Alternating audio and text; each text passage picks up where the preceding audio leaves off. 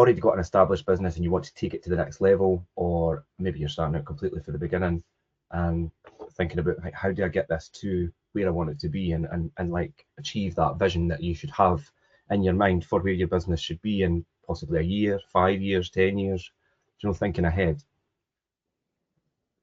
Do you think it's always good to have that forward thinking vision and that plan and mind, Jim, instead of just, I mean, if you just start out without an end goal or something you want to achieve, you're going to be quite, it's going to be You'll quite not achieve anything then. If you start out with nothing, with no goal at all, or what you're wanting to achieve, then how do you know where you're going?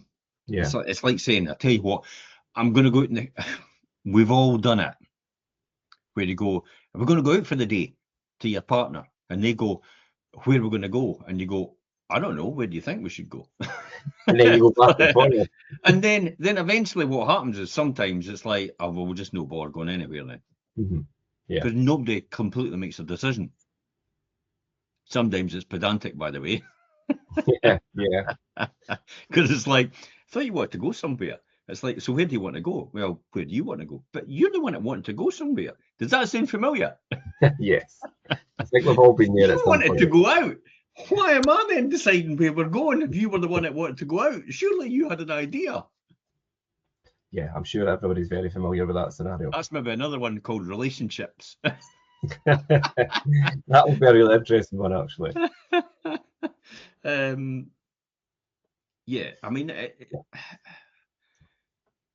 growing a business involves things like scale and stuff like that. Even just getting off the ground in the first instance, and things. Where did I get revenue from? Where did I get customer from? Where did I get all these things from? That's really what it comes down to. I would say my phone. This is quite a good opportunity, I suppose, to pick your brain, Jim, as well, because you've been through where you've went into businesses and things when you worked as company director. You went into businesses that are already established and helped them move forward and take that. And you've also started your own business from basically nothing as well. And then your buy-to-let business, of course, it's a business as well. So one of the most notable ones for me was ASA Macintosh. I remember when I joined ASA Macintosh, we were doing 5 million turnover. Yeah. And by the time I'd left 5 years later, it was at 25 million. It's a good accomplishment. And well, I tell you what, it's a huge mountain to climb doing that, and the scale that you need to do it, and the resources you need to do it as well. But it was more driven by demand. Everything, by the way, everything you should start in the beginning. Every business should start with demand. Is there a demand for what I'm about to provide? Otherwise, don't bother starting up.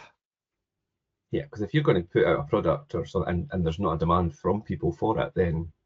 See the amount of times everybody does that? Oh, I'd love to have a coffee shop.